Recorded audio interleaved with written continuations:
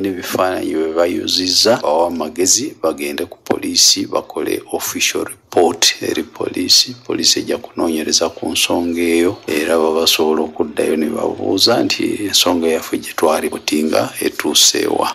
Owunnyukidde olunaku olwaleero nga yetujjidde ku mpewo ng'abazadde abalina abayizi ku ssomero eriyitibwa erya Mayina Primary School ku kyalo ky'e Mayina mu Gomba y'Empungwe mu disitulikiti y'e Mayuge na buli kati nga lubakyaze kuba mu ngeri y'amakiikakiika nga beewuunya emmotoka ekika kya taxi namba UBF 735Q ebadde eva mu disitulikiti y'e Mayingo ng'ekoze oluguudo lw'e Mayuge okugenda mu bitundu eby'omu Kampala kigamba okuba nti etuuse mu bitundu bino n'erooka eremerera omugoba waayo era okakana nga bw'eti eyingiridde abaana basatu ababadde bwe batyo ku mabbali g'ekkubo nga batambula okugenda ku ssomero okuba nga tebadde basoma. Tukitegeddeko nti oluvannyuma lw'emmotoka eno okulemberera omugoba waayo abaana basatu be bayingiridde kutegerekese nkubaddeko Muteesi Asifa wa myaka 6 ng'ono abadde asoma top class afiiriddewo. Omulala ategerekese nga ye Hassan Kadulu ow'emyaka 10 abadde asoma kibiina ekyokusatu ono yaddusiddwa mu ddwaliro ekkulu ery'e Mulago nga biwala ttaka n'omulala ategerekese nga Azukurum Ikendeeza ow'emyaka 13 abadde asoma ekibiina ekyokutaano ono yatwaliddwa mu ddwaliro lya gavumenti erya Mayuge Center for gy'ali okufunira obujjanjabi.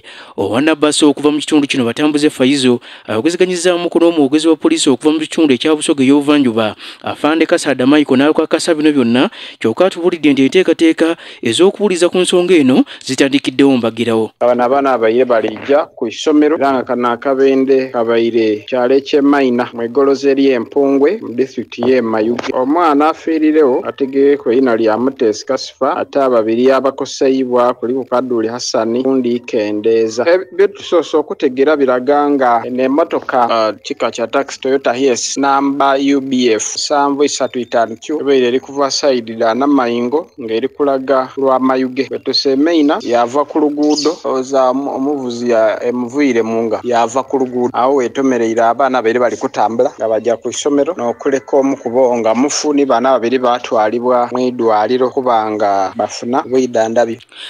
Kaakati oluvannyuma twogezeganyizaamu n'omukyala ayitibwa Susan Wanyana era ng'ono ye mukulembeze w'essomero lino erya Mayina Primary School n'alyoka ategeeza nga embeera eno webakubye ewala ennyo kubanga enteekateeka ze bakidde nazo ez'okuteekateeka abaana b'ekibiina eky'omusanvu bagenda okutuula ebigezo by'akamalirizo ku lunaku olwa bbalaza kyokka amawulire ge bafunye ate ng'abasomesa ge bakubye ewala. Tulina okunolwa ayitedde okutuusa okusaasira eri abazaire baife awamu n'abaana olw'ekikanga bwekigwirewo. Baana baife babaire bali kwidda ku isomero ku nkyera y'essaawa ndala kitundu emmotoka yaluuzinga yabakoona. Babaire abaana basatu abalenzi babiri omuwala mulala. Omuwala ye afiirirewo era bodde eri mmokyale omulala bamutwaire Mulago ng'embeera mbi omulala n'ali mu Mayuge Center 4 aye Mukama ayongera okutugumya kuba olunaku olwaleero lubaire luzibu na programu y'oku briefing aba P7 aye bututufunyemu okutataaganizibwa olw'ekikanga bwekyo ekitugwiremu ngaife abasomesa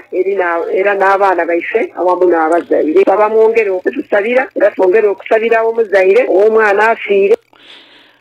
Kyaddaaki akakiiko akavunaanyizibwa ku nsonga z'ebyokulonda okuva mu kibiina ki National Resistance Movement NRM akakuddwa Dr. Tango Doi karangiridde Were Elvis nti kati yakwatidde ekibiina ky'NRM